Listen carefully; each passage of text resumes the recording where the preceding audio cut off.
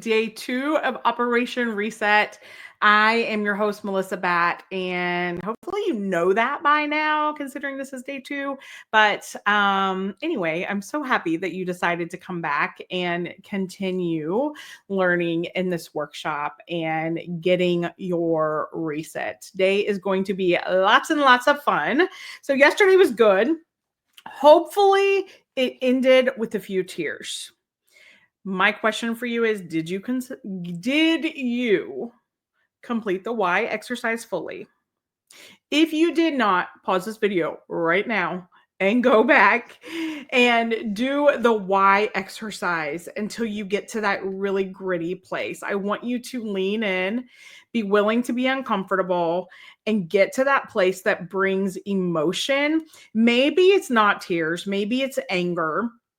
But one thing that I have learned is that when anger is the emotion we're feeling, we are angry normally because we're hurt.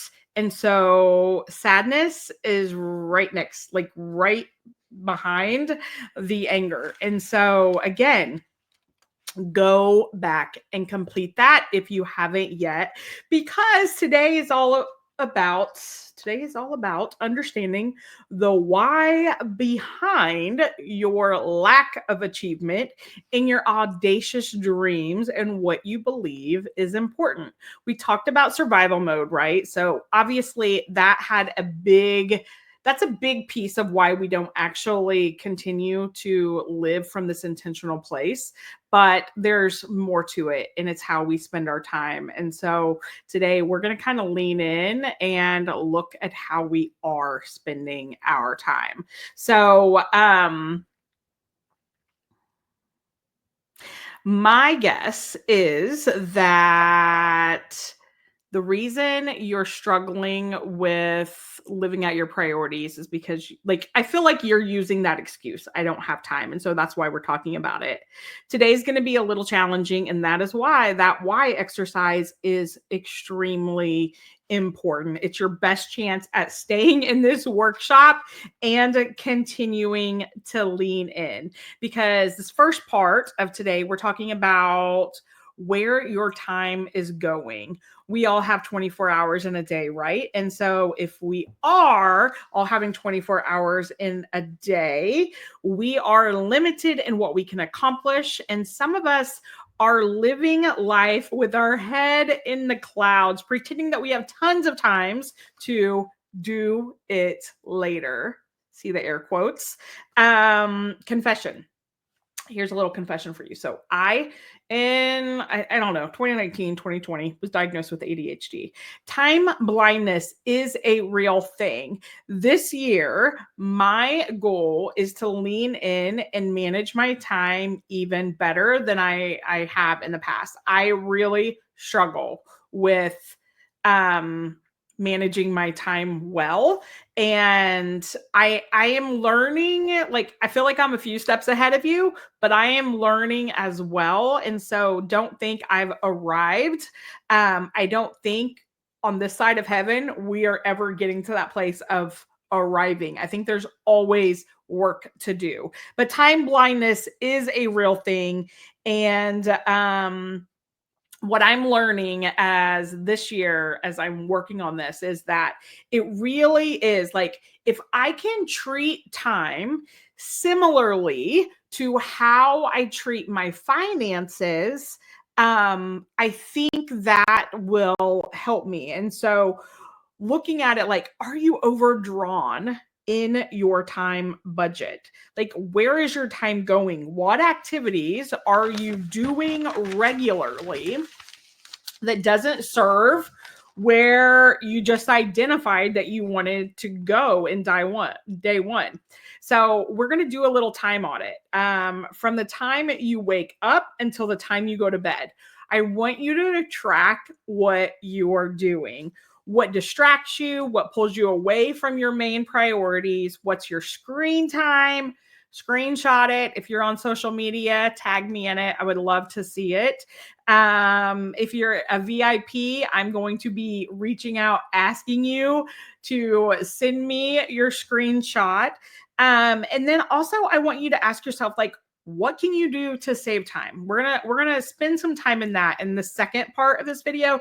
But the first thing is we have to track how we are using our time. And then I'm going to teach you all about time management. Okay, so but real quick, I thought it would be fun. I worked with Lisa Whittle, who, if you've been following me for a long time, you might remember I hosted book clubs, and Jesus Over Everything was one of the books that we chose. And Lisa Whittle is the author of that. I absolutely adore her. She was my coach all of last year.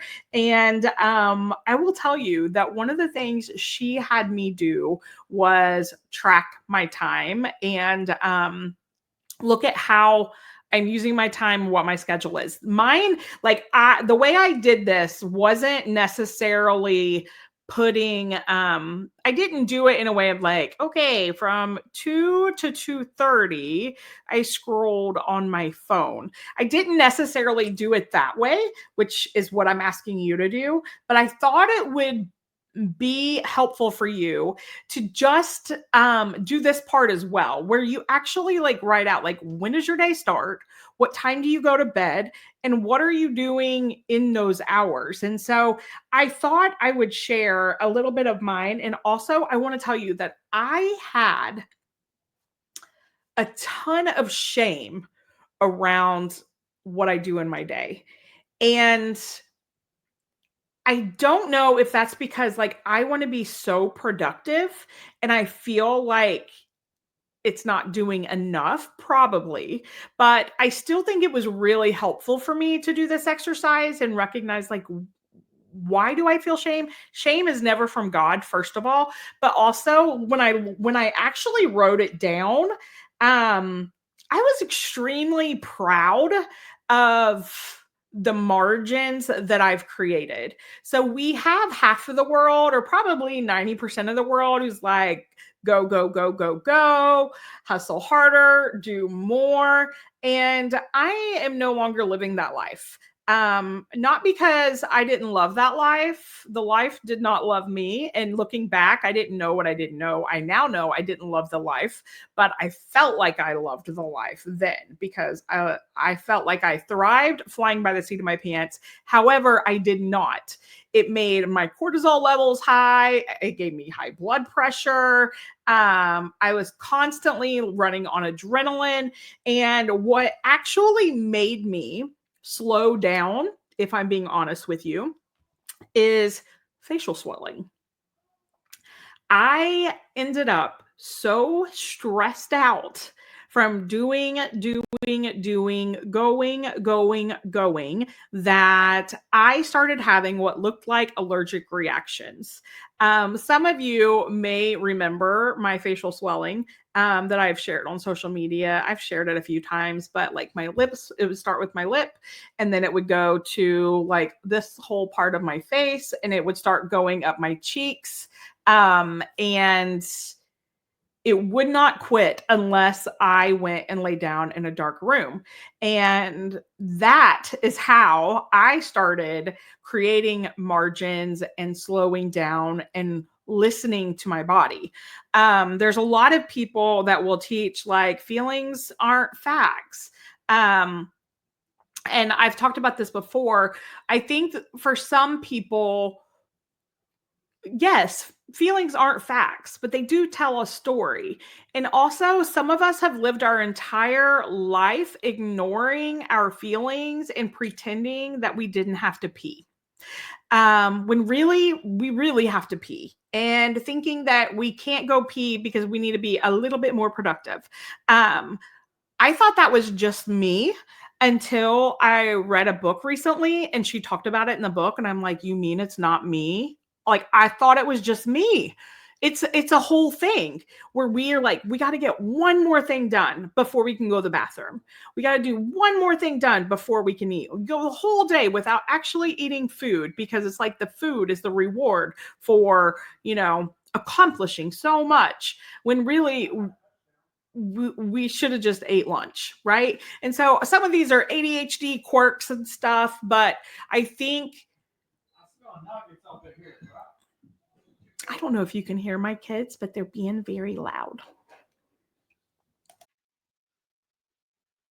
I just paused it to tell them I'm recording. I guarantee you someone's going to open that door now.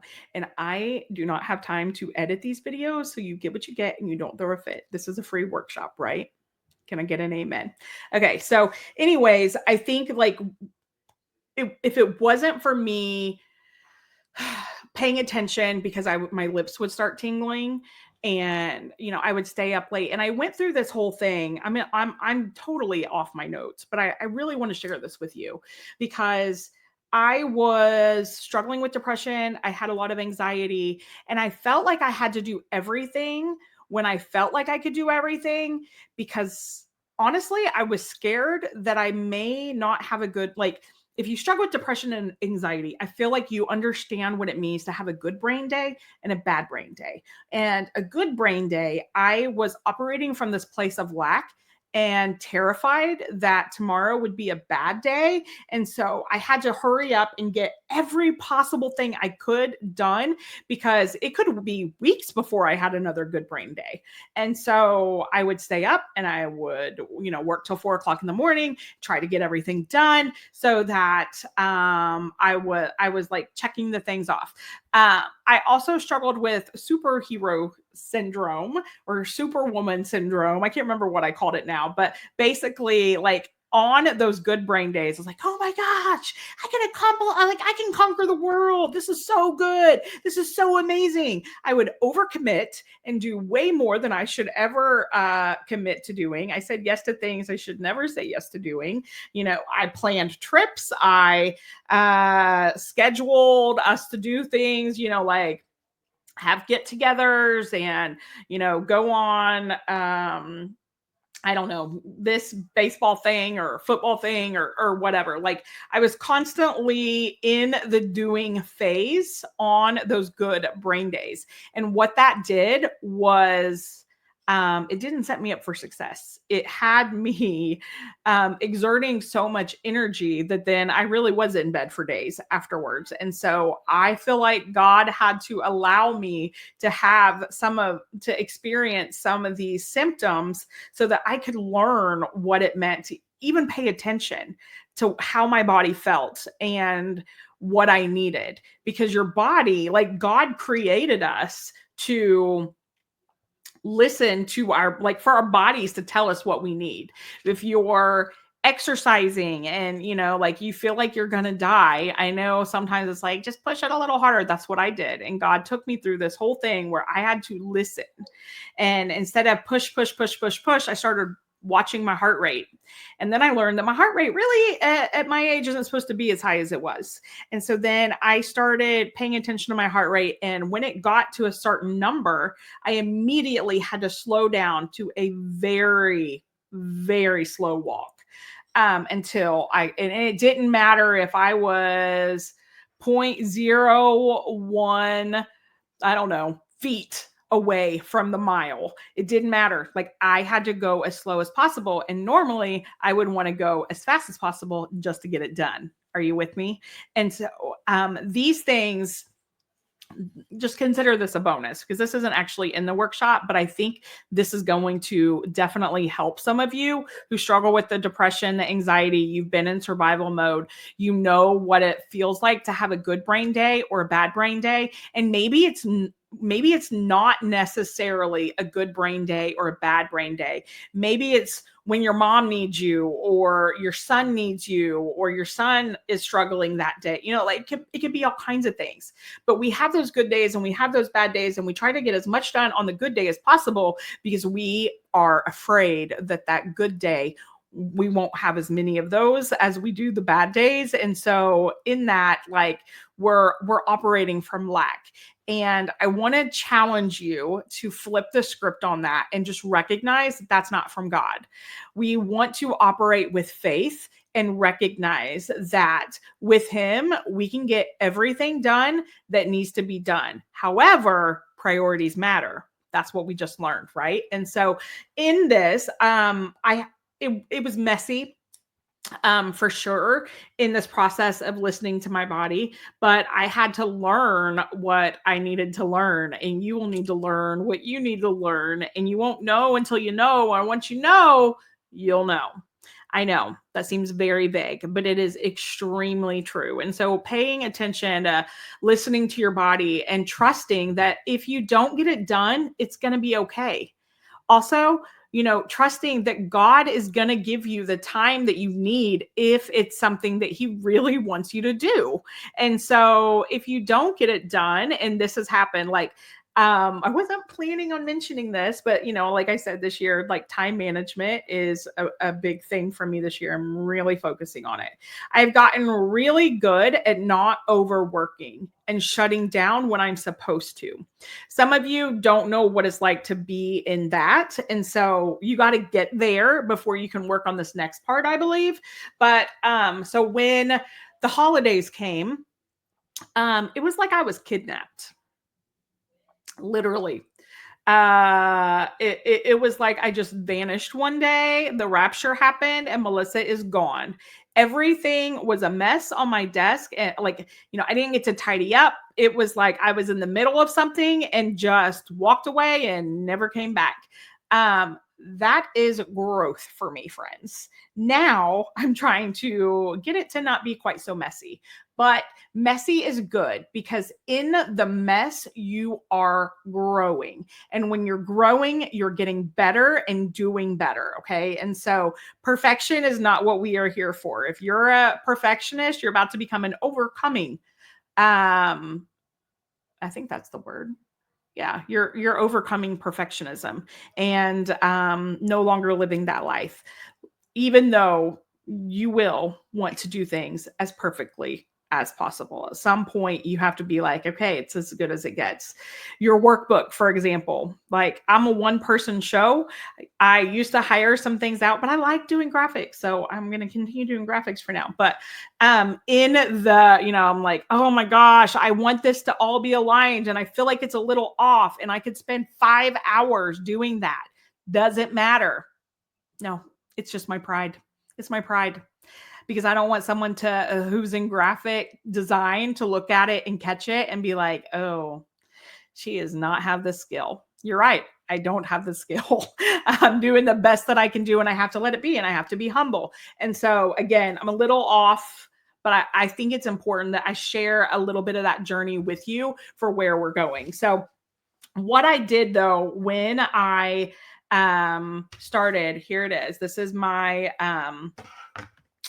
what my day, a day in the life of Melissa looks like. It's kind of generic, but still not generic, if that makes sense. And so, but again, this is progress because I went from a place where I had no margin and I was flying by the seat of my pants all day, every day. And now, like, my days pretty much look very similar. And so, no judgment because I work from home and it's a gift from God and I am loving it. However, this is from over the summer, so it has changed a little bit. It's not quite. I don't get to sleep as late as I want, but also I started it with like when I'm up and out of bed. Okay, again, can you hear the shame? Like some of you guys are gonna like. I'm still a work in progress. So 10 to 12. Okay, this is my time. Okay. This is when I'm doing these things. I'm taking medicine. I talk to my mom. I process feelings. I may scroll on social media. I shower, put myself together, pick up my house, look up a book, listen to a book. I make lunch. I read the Bible with the kids. Like these are the things that I do before 12. It's still very similar to this. Now my goal is to get up earlier and not stay up as late. Still working on that though. From 12 to 3. Sometimes this overlaps. I will make lunch for the kids. I'll prep for food for the week, make vegetables, stuff like that, Bible reading with the kids, and I do coaching calls. From 3 to 5, this is work and ministry stuff. I will record podcasts, return emails, start dinner, talk to the older boys, load dishwasher from lunch. I listen to a book. 4:30 to 7:30. If I'm going to the gym, this is when I'm doing it. 7:30 to 9. Dinner, if we hadn't eaten before. Wednesday, church. Home by 9:30, leave at 5:30. 7:30 to 9. If we are just home and it's not a Wednesday night. Did I already read these? My brain, I don't know. Dinner, if we didn't eat before, we work on I may work on what didn't get done before. Chores around the house, Bible for me, prayer journal, hang with the kids, hang with my husband. We may watch something on TV, something like that. Work a puzzle. Puzzle has been something that we've been doing lately. From 9 to 12, I wrap up my to-do list. We may watch a movie or something with everyone. I may talk to my sister, Jessica, who I had been kind of supporting, helping. She no longer lives here with me. When I moved here, she stayed with, she ended up going, she was at a campground. She went to my son's and we had a camper at his house, and she actually just moved back to Indiana. So that's not really a thing anymore. She's doing really, really good. I will wash my face, scroll on social, and this is from 9 to midnight. And then midnight to 2 a.m. This is work in progress, needs attention. I'd like to be asleep. I'm literally going to read it. I'd like to be asleep, but Eric and I are sometimes still up talking or not even in bed yet with until 1 a.m. because we both struggle to wrap up our day. Okay, so that's pretty much what my day looks like. It's not good, it's not bad, it just is what is, and that's what yours is going to be too. So look at what your day is and then really pay attention. I noticed since then, like I already knew I didn't need to do a time tracker. I know where my time sucks are. It's social media. I deleted the Facebook app, the Instagram app. It's been deleted. I added it back. It's deleted again. So, these are some things that I know that I need to work on. That's like my biggest time suck. I don't do a lot of other things that, because I have done a really good job carving out free time, mainly just for my mental health in the things that I have been working through, things like that. And so I am currently, actually, now that I say this, like I feel challenged this year to say yes to whatever God sends my way. And so I'm going to be doing a lot more activities than I've done in the past. And that's okay. And it's going to look different. It's not going to look like this at all. But this is currently like what my last year looked like. And again, I would challenge you to do that. And then also really track if you don't know, and you can look in your workbook, there's going to be a sheet where you can track. And on that sheet, what I want you to do is look at the activities you're doing and does it serve a purpose? If so, what's the purpose? And if it doesn't, like, why are you doing it? Like you'll see the work in the workbook. It's self-explanatory, but I think that's extremely important for you to do. So you can really see, are you watching TV all day long? Are you playing games on your phone all day long? Like I've already, like every time I start playing a game, that pretty much I get sucked into, and God's like, delete the app. So I have to delete it again. But example, here's where playing a game was something that very much was in alignment. So not too long ago, I believe it was around Christmas or something, my kids begged me to play Roblox. My husband and I, they wanted both of us to play, my younger two, 13 and 16 years old. Okay. They wanted us to play Roblox. So we played Roblox and we played it every single evening. And it was so much fun that you would think, oh, that's not productive. Actually, it is productive because I'm doing it with my kids. And it's for fun because fun is productive.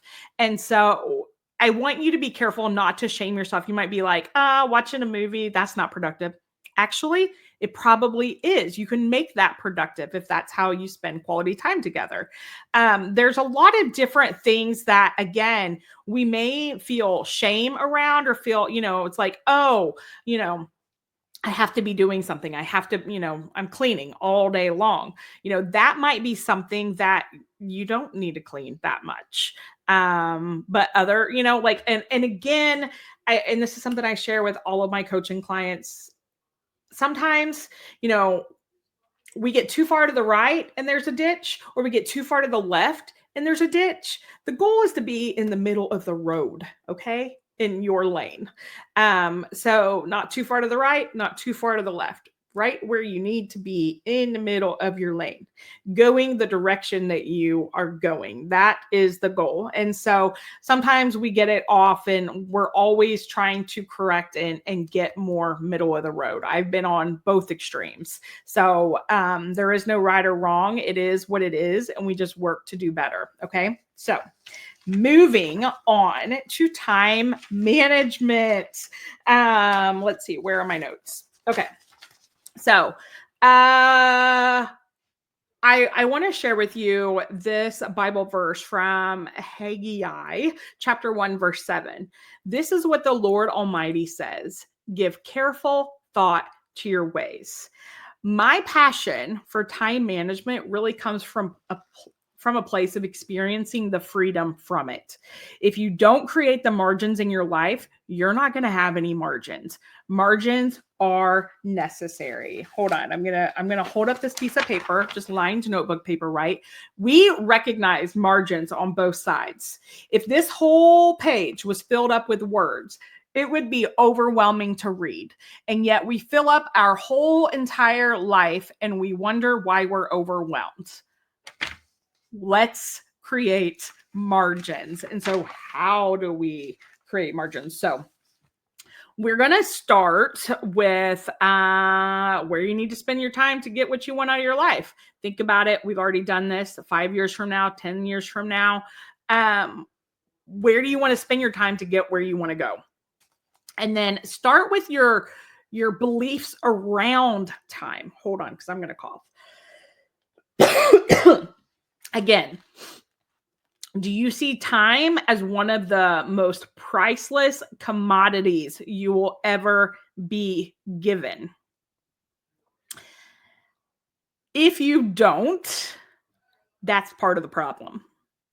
We are only given a certain amount of days, and we don't know if we have tomorrow or not. And so we are to live every day like it's our last day here on earth and doing the work and the will that God would want us to do, right? And so it's not so much about like seize the day, wish, go gamble for the whole day away. No, it's about living. Have you guys read the book The Dash? I think that's the name of it. And it's talking about like on your tombstone there is when you were born, and then there's the year and the day that you died or whatever, and in between is the dash. The dash is what matters. That is the life that you live.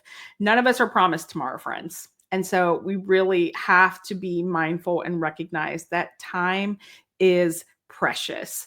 And I will tell you, when I now that I have 2 older kids and they're moved out, I cried over the silliest things because I struggled with postpartum depression when my older 2 were younger. And so I feel like I spent that time wishing my days away. And while I wish that wasn't the case, it was the case. And so, something as simple as making meatloaf. Like my kids love meatloaf. I have a very good recipe for meatloaf, by the way. I don't like it all the ways. I just like my recipe for meatloaf. Anyways, I was making meatloaf and it's one of my kids. It's his favorite. And I just started crying because I'm like, I just miss the days when you would be here to eat the meatloaf, like I'm going to make you meatloaf and send it to you or bring it to you or something, and we miss it after the fact, but we don't recognize how fast it'll go because when we're in the midst of doing life, it can seem like it's going really slow. Um, those years were extremely hard for me. And there are some parts of it I don't miss. I don't miss changing diapers, but I do miss the feeling of a baby being asleep on my shoulder. You know what I'm talking about, right? The snuggles. Like, I definitely miss that. I don't miss struggling with bedtimes. I don't miss potty training, hearing mom when someone needs their butt wiped. Like, I don't miss that at all. But I miss the moments of us just being together, especially, holidays get hard when you have grown children who have their own life, and they have another family, because one's engaged, one's married, and so they have to go all the places, and it just gets hard. And so, again, I want to ask you the question: do you see time as one of the most priceless commodities you will ever be given? Think about someone in your life, maybe, who's passed away. What would you do to have one more day with them? What would you say? I did a podcast episode last year about the gift of knowing that someone's going to die, whether it be from old age or hospice. And the gift is, it's going to end. So, you need to say what you need to say. And, like, they aren't promised tomorrow. And it's very, very evident. It's right in your face. But the truth is, none of us are promised tomorrow. Over the last few days, I will tell you, I have seen where 3 people I know has died.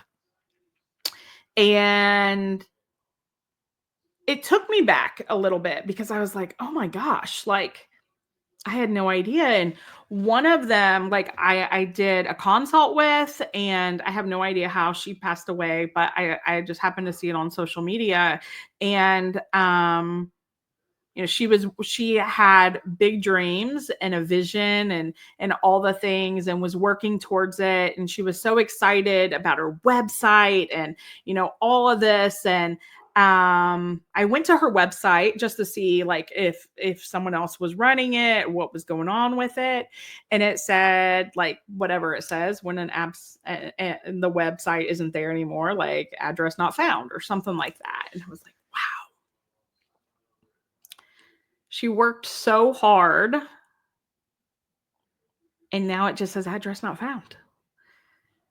The good news is, I know that this woman was living her dash. Like, she was truly living. She was not existing. She was not taking it for granted. She was being very present where her feet were in those moments, and paying attention to the people who was around her, and sharing Jesus and joy and loving on her people every moment she had. Are you doing that? Because one day the website may be gone. The only thing that matters is the impact we have on people, and are we going to heaven? Like, what are we doing for Jesus?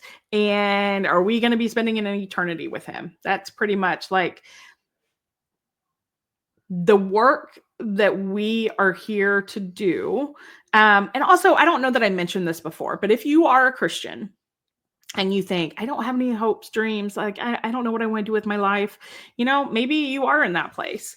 But if that's you, I will tell you the one thing that scripture says, and that is to follow Jesus and go make disciples. That's what you're called to do. So if you have no other hopes and dreams, you are to follow Jesus and go make disciples. How do you do that? You love people, and you love Jesus, and you go out and be the hands and feet of Jesus to tell people about Jesus and help them recognize that life doesn't have to be as hard as they're making it when they're living without him. So that's an extra little bonus for you there. Okay. So anyways, back to my notes. If you see life as priceless, does your actions align with it? I know for myself, again, I've totally taken time for granted. I've taken life for granted. I've definitely not lived in the present moment. And I can't tell you how many times I hear God telling me that be where your feet are. Be where your feet are. It's okay. This workshop is a great example of it. I started working on this in October, and there are several things I wanted to do with it, and I just didn't get it done. And around Christmas, that was when I was like, oh my gosh, I can do it. I got all this free time. And then I just kept hearing God say, be where your feet are. Be where your feet are. The workshop, like, I'll do it. I'll bring the people to you. Now, that doesn't mean I'm not a good steward of the ministry and the things God has called me to do. But also at the end of the day, work and ministry comes after my relationship with God, my relationship with my husband, and my relationship with my kids in this time, because they are my first ministry. My kids are my first ministry, right? And so I had to be where my feet are. And so I didn't get all the emails written I wanted to and tell you about it. I didn't get to put out an ad, and I didn't get to go on other people's podcast episodes and talk about it. Like, I have to be where my feet are. But the fun fact is, in the middle of me feeling torn, like I should be working on the workshop instead of being present with my family, God showed up. Do you know what he did? Out of the blue, I get an invitation to be on a Christian TV show to talk about what I do. And I can give a little nod, hint, and a little glimpse of what I do in these workshops. How is that for God? We just have to trust him, friends. And so again, we talked about survival mode, not living in the present moment. I think a lot of times it's because we're living in survival mode. Our priorities, and I think now that we've talked about our priorities, you can really see where we have to plan. You can have dreams and you can have goals. But if you don't have a plan, you ain't going to have any of it. You're never going to get there. And so you have to have a plan. Does your actions align with your priorities? If not, can you make some changes regarding that? I really want to challenge you to make some changes. And then here's a little gift for you that I'm going to share.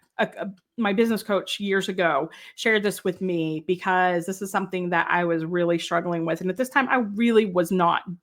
I was definitely overworking in this season, but I was pregnant and I was miserable. And I was telling her that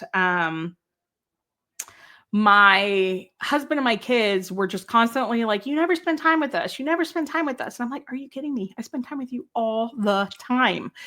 But what I was doing to spend time with them isn't the things that they wanted me to do to spend time with them. You know, like whether you're cooking or you're cleaning or you're sitting and watching movies, sometimes it's something totally different that makes them feel loved and they want to spend time with us. Like I had volunteered for all the field trips. My kids didn't care. I went on every awards program. I did all that stuff. My kids didn't care. All they wanted me to do is like play games with them, do crafts with them. That was what they really loved. So she told me to ask my husband and my kids what made them feel loved and how they enjoyed spending time with me. And that was a huge game changer because half the crap I was doing, they didn't care. My husband could care less if I cooked a meal. Half the time I'm frustrated because he eats a bowl of cereal because he's waited too long and the food is cold by the time he eats it. And so again, pay attention to what your kids want out of you. You know, do they want to go for walks outside? Do they want to do yard work together? Do they want you to play video games with them? Do they want you to read them stories? Do they want you to sit and watch a movie with them? Here's some things that I realized. I think I pretty much shared all these with you. Cooking big meals every day, keeping the house spotless, spending every moment with my kids, going to every event put on by the school, going on every field trip. And through that experience, I learned that I was putting more pressure on myself than others even expected. So pay attention to that. When I asked the kids what they enjoy doing with me, they said board games and crafts. When I asked my husband what he enjoyed doing, He made it very clear. It was not cleaning house and it was not cooking. You know what I'm saying? So here's some time-saving hacks for you. We're going to go through this very quickly because this video is getting a little long. Hire it done. Cleaning, especially if you have toddlers, find someone, pay someone, or barter with someone. You do something for them, they do something for you. I said cleaning. Cooking, yes, I said it. Find someone to cook for you. Someone to run errands for you. If you need to go to the post office, do things like that. Hire it done. Banking, direct deposit via phone. Stop going to the bank unless it's a valuable part of your day and it's something you know God wants you to do. Pharmacy, drive-through, mail order, don't go in. Groceries, Instacart, or other services that are similar, or at least for the love, just pull in the parking lot and let them bring them to you. Again, unless that is how you are building community and connecting with others, because I do think that we can get too far to the right and isolate ourselves. And I don't want you to isolate yourselves in the process of trying to save time, because you do need community. That's really important. Auto pay on your bills. Please tell me you're still not going around to all the places and paying them locally. Batching. If you don't know what batching is, it's basically taking a group of activities and doing them all, like similar activities together. How many of you pride yourself on multitasking? Listen, it's not sustainable. And sustainability is what we are after. You can do it for a season, but if you're running your life with the mindset of multitasking, it's not going to serve you in the long run. You can't be, trying to have a one-on-one conversation and watching your TV show. Or, there's different things. There are some things you can multitask. There are some things you definitely should not. Be very careful. Also, studies show that multitasking doesn't really work. If you're halfway doing things, you're going to get half the results. So be very careful that multitasking isn't halfway doing things. Now, batching. It's a planning process that groups similar activities together to improve focus, productivity, and also it helps when you are struggling in your brain. It helps with brain fatigue. So it gives your brain a little energy if you are batching. So before we talk about the how, though, you have to know that none of it works if you don't have a plan. You have to take time to make a plan. Here's how you're going to do that. You make a list of everything you need to get done. You can do this weekly, you can do it monthly, you can do it with, chores around the house or your finances, all the things. Make a schedule, commit it to your calendar. And then here's some examples of items to batch: your chores, social time, hanging out with your friends, running errands, making phone calls, meal planning, meal prepping, paying your bills, grocery shopping. And I thought I would share with you a few things that I do and how I batch.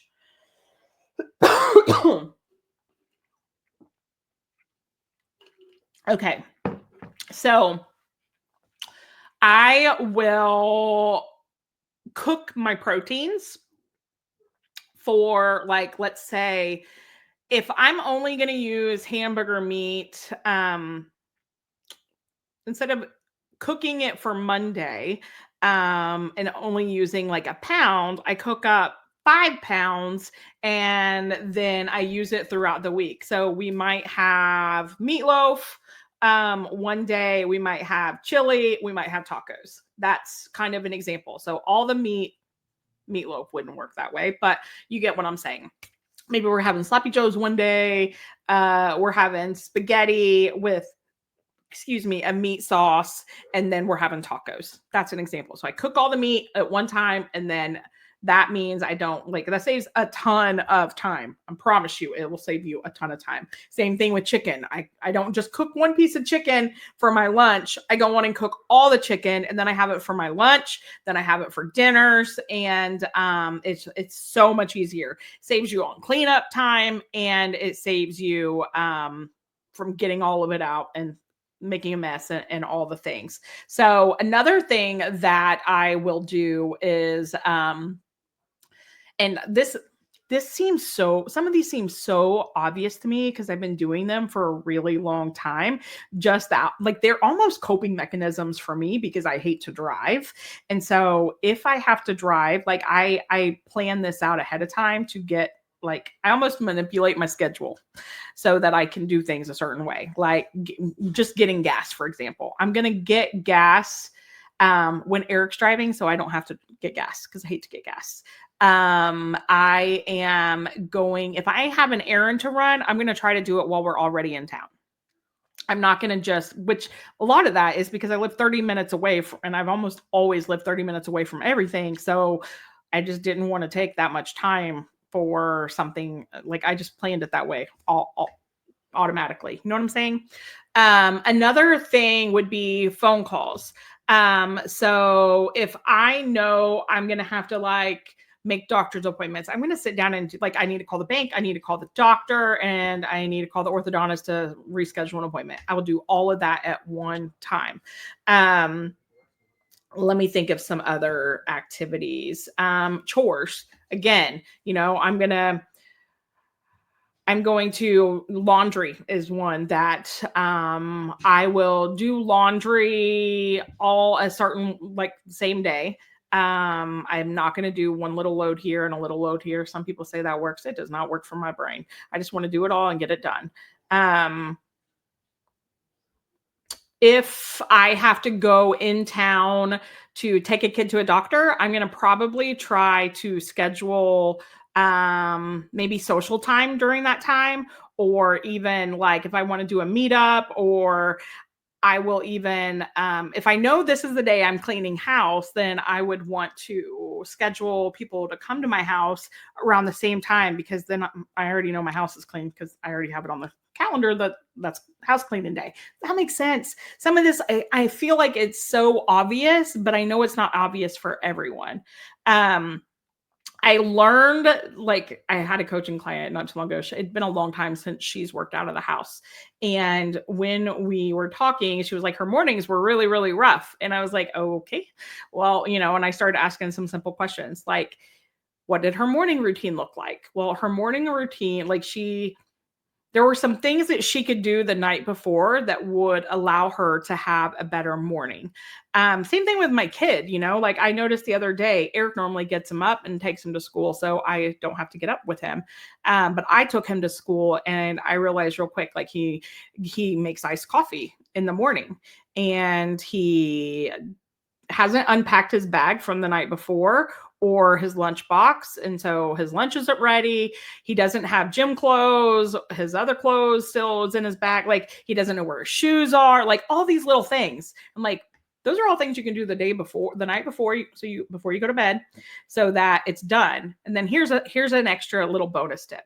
More than likely, before you go to bed, you're not going to want to do it because you're going to be too tired. So I told him, I was like, instead of doing it before you go to bed, do it before you play video games, because he plays video games before he goes to bed. And if he was to start playing video games, he's definitely not going to do it. So do it. And then your reward can be the video games. This is like how I have learned to work with an ADHD brain. Same thing with like curling my hair, you know, like I plan.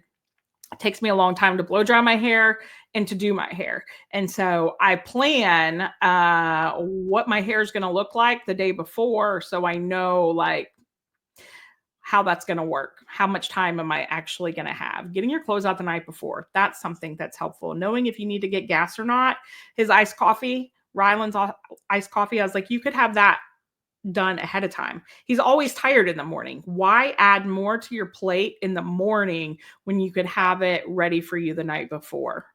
Knowing where your keys are, that right there, like not only is this going to save you a ton of time, but it's also going to save you a lot of stress and help you have a more peaceful morning, right? And so again, you know, like if you have to iron clothes or steam clothes, I don't use an iron, but you know, do that the night before. Don't do that the day, some of you aren't even knowing what you're going to wear and try on 15 outfits before you leave the house. And others you may know what you're going to wear, but you think you're going to iron it. Like, set yourself up for a good day, just in case you oversleep or whatever. Just little things like that can save you so much time.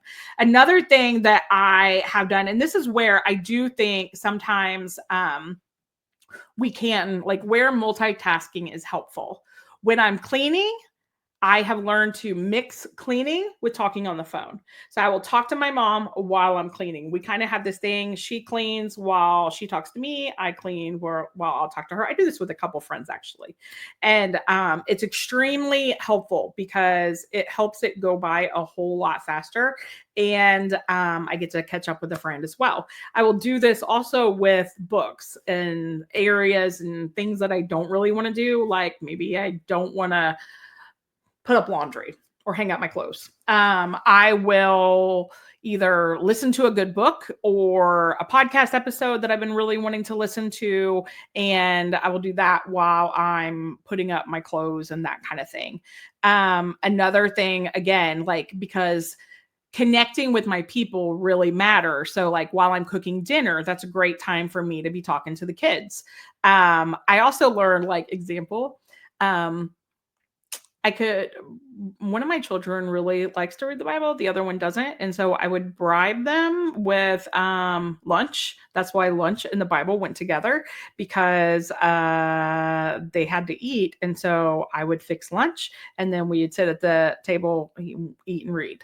And so, just being intentional, it's really what it's about. It's just being intentional and recognizing where is the gap in what we're doing. And all of this came from trial and error and process. It didn't happen overnight. Like, for example, one thing I realized not too long ago was that my husband was never putting his clothes away. And I'm like, oh my gosh, put your clothes away. I put up my clothes. He puts up his clothes. Well, he said it was because of his closet. Like, his closet was in this room and my closet was in the master. Well, he said that. So I was like, oh, well, if that's the only issue, you know what? We will fix that. I gave him my closet, moved all my clothes in here. Now that all my clothes are in here, I'm recognizing I'm having issues with shoes because I don't have a good shoe organization. And so that's something I'm working on. Another thing, and this, again, as you lean in the process, like, it's these little things that I never recognized. I'm trying to eat clean. I'm on day 19 days of very little sugar and clean eating. Okay. And so I learned that I will not eat clean if I don't have the groceries here, and I won't prep. Like, I love celery and peanut butter, but I won't cut and clean the celery if the sink is dirty and the kitchen's a mess. And so the kitchen has to be clean from, like, I've learned these little things about myself from, like, finding out what doesn't work. Like, I'm trying to eat clean. Why isn't it working? Well, probably because I don't have any food in the house that I actually enjoy that's clean. And so I've learned to stock it with the things that I really like. I've found those meals that, like the zucchini, zoodles or whatever, they're in the freezer section. It's zucchini frozen. You put it in the microwave for like 7 minutes, and then I will make my own sauce for it. And it is so good. I could eat that literally every single day. And again, it's healthy and I love it. I will eat it, but I have to have the groceries. So, like, in this, it's all a process, and you won't know until you start doing it. So when you start working towards, like, I'm going to try to eat healthier, that's my goal, or I'm going to try to exercise. Well, in my moving my body, I learned that I would put it off for like the first 3 days, thinking I'll do that at the end of the week, because I said I would do it 5 days or 4 days or whatever. And I hadn't done it yet. And so I waited, and then it wasn't getting done. Well, that's because something would always come up. So then I learned, oh, well, let me get it done early in the week. And then if I still want to do it more, I can. But if not, it's done. And so then it still gets done. It is trial and error, figuring out what works, what doesn't, and being intentional instead of just accepting that it doesn't work. You have to make this decision that I'm going to figure it out. Some of us give up too easily or don't even try because we assume it's not going to work when it will work. We just have to put in the effort. All right. So I know today has been a lot. I have lots more tips for you, but I feel like that's pretty good for now. We're at 54 minutes, y'all. So enjoy. I hope you enjoy day 2. Take time to look through the papers in your workbook, do your homework. And if you're a VIP, I will be checking in on you soon. And again, if you still want to be VIP and you haven't yet signed up for that, you can still do so. And I will reach out to you as soon as I see the notification come through. All right. Bye, guys.